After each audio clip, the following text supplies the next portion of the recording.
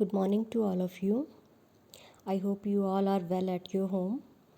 As your new session has been started, so today I'll start with the new chapter, first chapter of your company law, that is History and Administration of Company Law in India. As you can see in the introduction, it is clearly said that there are some branches of law which cannot be properly understood without their historical background. और उनमें से company law एक ऐसी branch है जिसको उसकी history के बिना समझना मुश्किल है। इसीलिए सबसे पहले इसकी हिस्ट्री के बारे में जानेंगे, then after that we will carry on. Let's start with the history. तो कंपनी लॉ इन इंडिया वो बोल रहा है कि एक चेरिश्ड चाइल्ड है इंग्लिश पेरेंट्स का। वाई?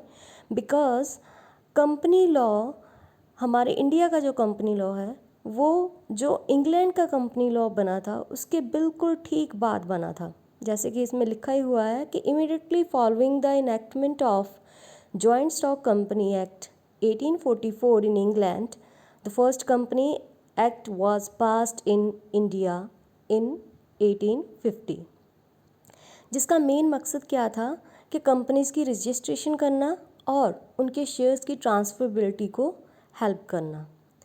देन आफ्टर दैट इनके बीच अमेंडमेंट हुई। इस जो हमारा कंपनी लॉ 1850 बना था, फिर उसमें अमेंडमेंट हुई 1857 बना दिया गया इसको। और उसमें क्या कर दिया गया कि which conferred the right of registration with और विदाउट लिमिटेड लाइबिलिटी। इसमें रजिस्ट्रेशन की जो रजिस्ट्रेशन के लिए कैटेगराइजेशन कर दी गई कि कंपनीज़ जो विद लिमिट है या विदाउट लिमिट है उन्होंने अपनी अपनी अलग अलग रजिस्ट्रेशन करवानी है। देन उसके बाद इसके साथ उन्होंने लिखा subsequent this right was granted to banking and insurance companies by an act of 1850। और इसी के साथ साथ उन्होंने 1857 में बैंकिंग एंड इंश्योरेंस कंपनी को भी रजिस्ट्रेशन का राइट प्रोवाइड कर दिया। देन उसके बाद फिर से अमेंडमेंट हुई इन 1866, जो है नया एक्ट बनाया गया जिसमें जितने भी प्रीवियस एक्ट थे सबको रिपील्ड कर दिया गया, मतलब कैंसिल कर दिया गया। अब इसमें क्या किया गया, this act was recast in 1882 embodying the amendment which were made in company law in England up to that time। फिर से कंपनी लॉ जो इंग्लैंड में चल रहा था उसकी गाइडलाइंस को इसमें फॉलो किया गया और देखा गया कि उसमें क्या क्या चीज़ें हैं और यहाँ पर इसमें अमेंडमेंट हुई यहाँ तक। उसके बाद इसके बाद लास्ट जो है 1913 में इसकी अमेंडमेंट हुई जिसमें इसको काफ़ी टाइम तक इसको चलाया गया। मीन्स 1913 के बाद ऑलमोस्ट अराउंड 20 और 30 ईयर इसको जो है कैरी ऑन किया गया, इसीलिए इसको लॉन्ग टाइम पीरियड के लिए माना जाता है। The act of 1913 did not provide the certain features of Indian commerce such as managing agency. ये कुछ फीचर्स नहीं प्रोवाइड कर रहा था।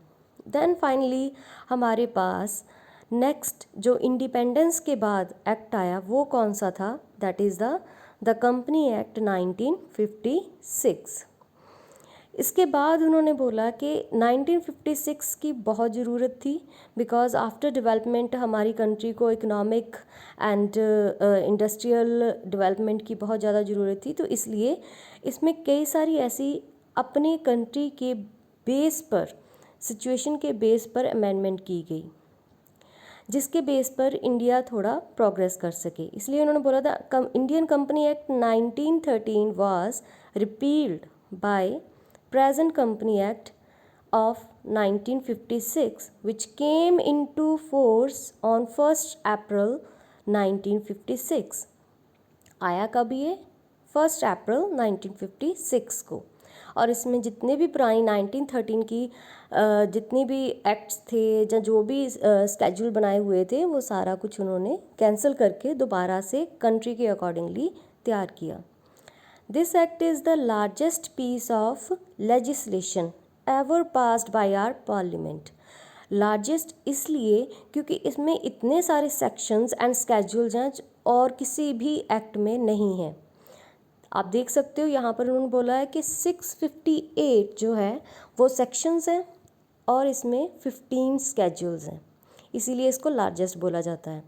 The act has been enacted with the object of amending and consolidating the law relating to companies and certain other association। Act किस किस के साथ डील करेगा? वैसे तो यह है ही कंपनी एक्ट, तो ऑब्वियस है कंपनीज के साथ करेगा। इसके साथ साथ कुछ और एसोसिएशंस में को भी इसमें इंक्लूड किया गया जिनको कंपनी एक्ट को फॉलो करना है। The main object of act is to provide protection to investor, creditors and public at large, and at the same time leaving management free to utilize its resources and energies for optimum output। तो basically जो हमारे investors हैं, creditors हैं, जहाँ हमारे stake holders हैं, उनको जो है राइट्स प्रोवाइड करने के लिए, प्रोटेक्शन प्रोवाइड करने के लिए ये एक्ट बनाया गया, उनको ध्यान में रख कर। और इसी के साथ साथ जो है हमारी कंपनीज़ को, जहाँ हमारी जो कंपनी को मैनेज कर रहे हैं, उनको ये भी राइट दिया गया कि वो ऑप्टिमम यूज़ तक जो है रिसोर्सेज को यूज़ कर सकते हैं। So this is basically the history of company act 1956। अब आगे जो है इसमें उन्होंने बताया कि ये कहाँ कहाँ एप्लीकेबल होता है। तो ऑल ओवर इंडिया में ये एप्लीकेबल होता है एक्सेप्ट 3 दीज स्टेट्स, जहाँ रीजन्स बोल सकते हो आप। एक तो नागालैंड, दूसरा है गोवा एंड तीसरा है जम्मू एंड कश्मीर। इन तीनों को छोड़कर, इनके अपने अपने हैं, इनमें थोड़ी चेंजेस हैं, है 1956 ही है लेकिन कुछ कुछ चेंजेस हैं इसमें। इन 3 रीजन्स को छोड़कर all over India company act 1956 applicable होता है। देन उसके बाद जो एप्लीकेशन ऑफ एक्ट है, इसको चाहे आप ना देखो, लेकिन जो जहाँ पर नहीं अप्लाई होता उनको देख लो, तो ऑटोमेटिकली आपको पता चल जाएगा कि किन किन कंपनीज़ के ऊपर 1956 एप्लीकेबल होता है। तो फर्स्ट जो दिया है उन्होंने देख सकते हो कि companies established under the special act of parliament, जैसे कि रिजर्व बैंक ऑफ इंडिया हो गया, लाइफ इंश्योरेंस पॉलिसी वाले हो गए, स्टेट ट्रेडिंग कॉरपोरेशन, इनके ऊपर जो है कंपनी एक्ट एप्लीकेबल नहीं होता, क्योंकि ये पार्लियामेंट में स्पेशल एक्ट के थ्रू जो है एस्टेब्लिश किए जाते हैं। इसी तरह पार्टनरशिप फर्म में भी नहीं एप्लीकेबल होता, क्योंकि पार्टनरशिप फर्म के लिए अलग से बना दिया गया लॉ। कोऑपरेटिव सोसाइटीज़ के ऊपर भी एप्लीकेबल नहीं है ये। इसी तरह societies which is governed by the society registration act 1860, तो इट मीन्स ऑलरेडी उनके पास अपना अलग एक्ट है, तो उसके ऊपर ये एप्लीकेबल नहीं होता है। इसी तरह trust which are governed by the Indian trust act. Then उसके बाद 1956 के आफ्टर लॉन्ग टाइम बाद 2013 में दोबारा से कंपनीज एक्ट को जो है दोबारा से अमेंड किया गया। The company bill 2011 passed by the Lok Sabha on 18/12/12 and Rajya Sabha on 8/8/13 became the Companies Act 2013. The 2013 Act received President assent on 29/8/2013. अब फाइनली ये इन्फोर्स में कब आया? With effect from 30 August 2013। After 56 नया एक्ट पास किया गया, कंपनी एक्ट अमेंडेड एक्ट 2013, और कब पास किया गया? 30 अगस्त 2013 को। बेसिकली यहाँ पर वो बोल रहे थे novel concepts and path breaking features that include 1 person, key manager personnel, independent directors, video board meetings, removal of all restriction on managerial remuneration, recognition of auditing standard, secretary standards, introduction of class action suit and professional company liquidator. ये main जो हमारी amendment के बाद चीज़ें apply की गई, मतलब जिनको इंट्रोड्यूस किया गया कंपनी एक्ट में, वो है सबसे पहले 1 person कंपनी 2013 एक्ट के अकॉर्डिंगली पास हुई कि 1 person भी कंपनी जो है एस्टेब्लिश कर सकता है।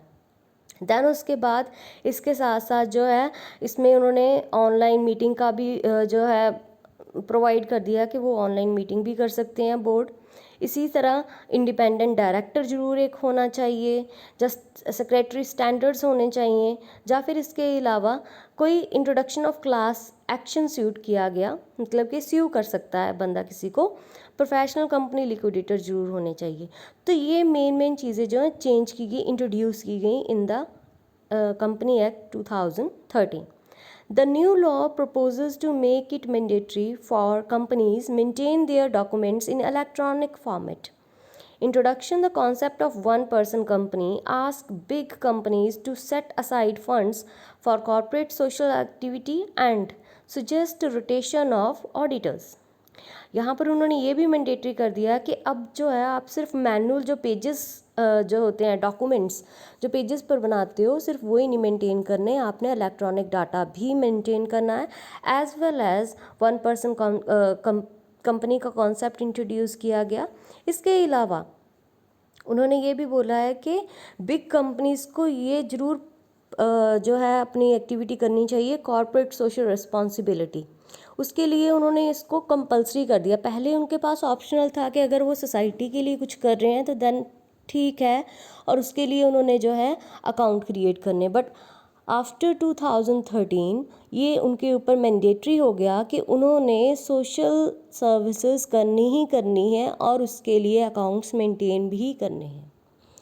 तो बेसिकली यहाँ पर आपको ऑब्जेक्ट्स जो हैं वो भी सेम ही है इसके, तो आप देख सकते हो। सबसे पहले सिंप्लीफाइड रैशनलाइज्ड लेजिस्लेशन प्रोवाइड किया गया, मतलब आराम से समझ सकता है हर कोई। इसके अलावा to bring the company law of our country at par with the best global practices.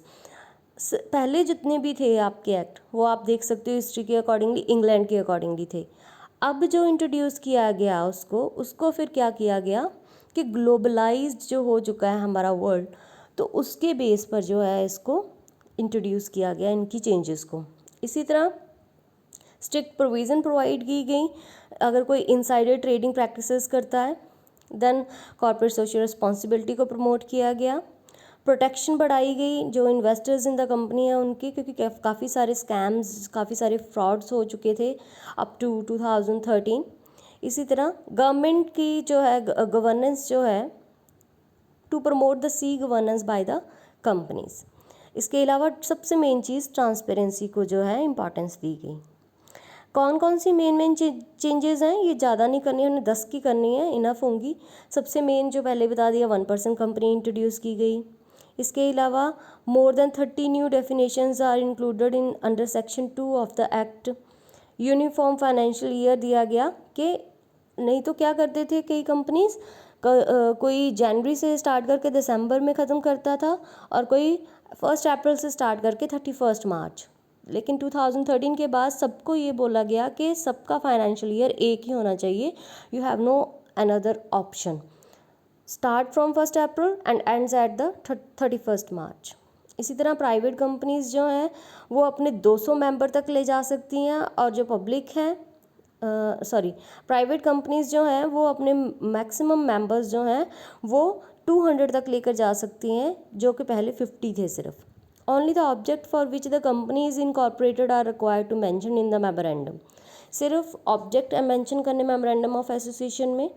इसी तरह जो है सेबी को कई सारी पावर्स दी गई हैं इसमें to prescribe the class of companies, कि कौन सी क्लास की कंपनी है या कैसी है ये कंपनी, तो वो सेबी डिसाइड करेगी।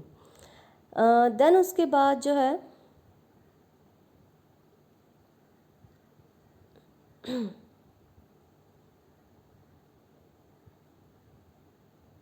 Then features of the act आगे introduction of new type of companies, ये सेम ही है इसलिए मैंने स्किप कर दिए हैं।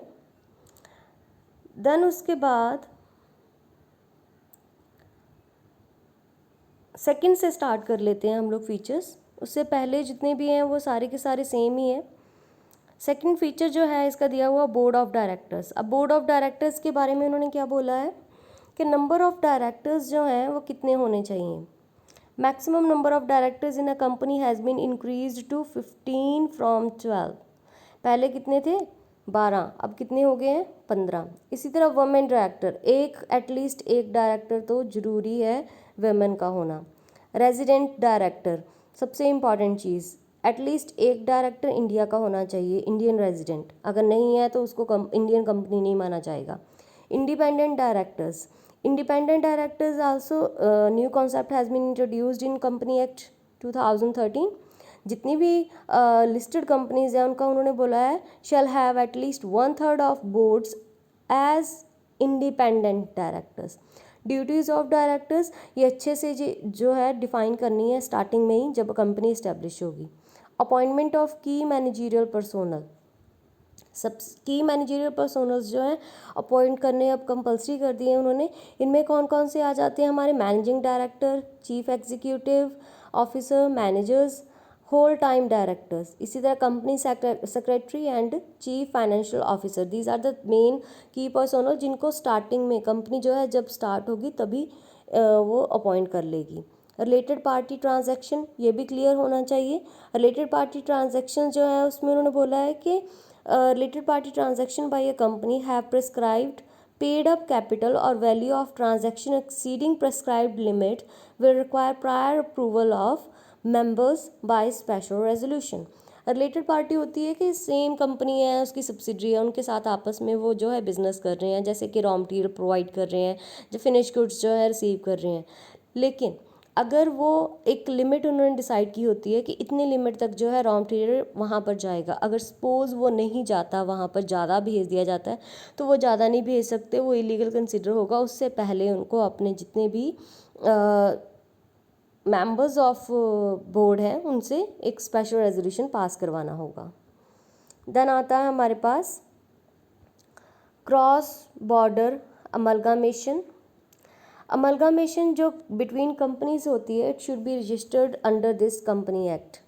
ठीक है, चाहे वो क्रॉस बॉर्डर हो, चाहे हमारी जो है बिटवीन विद इन इंडिया हो, जो दो कंपनीज इकट्ठी होती हैं तो उनको ये यहाँ पर रजिस्टर करवाना ज़रूरी है। इसी तरह class action suits, for the first time provision has been made for the class action suit.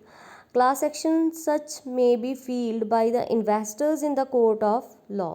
यहाँ पर पहली बार जो है हमारे इन्वेस्टर्स, जो हमारे स्टेक होल्डर्स हैं, उनको राइट दिया गया कि अगर उनको लग रहा है कि कंपनी का जो काम है वो ठीक नहीं चल रहा है तो वो उसके बिहाफ पर जो है कंपनी के अगेंस्ट केस कर सकती है। इसी तरह सीरियस फ्रॉड इन्वेस्टिगेशन ऑफिसर जूर्स जो है अपॉइंट करना होता है। Then prohibition of insider trading. Insider trading कई चीज़ें के ऊपर जो है इनसाइडर ट्रेडिंग के ऊपर उन्होंने रोक लगा दी। Then fraud defined, the term fraud for the first time has been defined in the bill. Any person who is found to be guilty of fraud shall be punishable with the imprisonment for the term which shall not be less than months but which may extend to 10 years। यहाँ पर पहली बार उन्होंने fraud का जो definition provide की कि किस किस चीज़ को फ्रॉड कंसिडर किया जाएगा और इवन उनके लिए इम्प्रिजनमेंट की जो है सज़ा भी प्रोवाइड की गई। National company law tribunal and appellate tribunal,